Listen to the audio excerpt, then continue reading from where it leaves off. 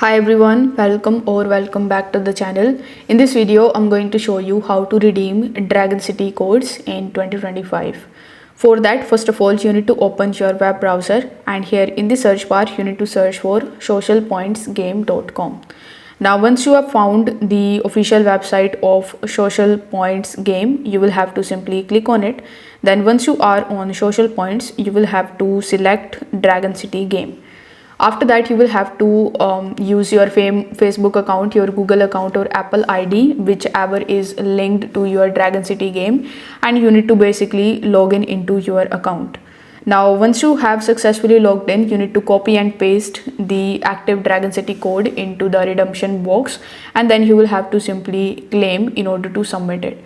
So if the code is valid, your free gems, your gold, food, or dragons will be used directly to your game account, and you may need to restart the app to see them.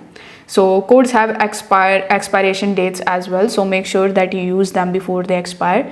Stay updated with the latest codes from Dragon City's official social media pages or gaming forums. If you found this video helpful, give it a like and subscribe to the channel. Also consider pressing the notification bell as well, so that you don't miss any of our future updates. Thanks for watching.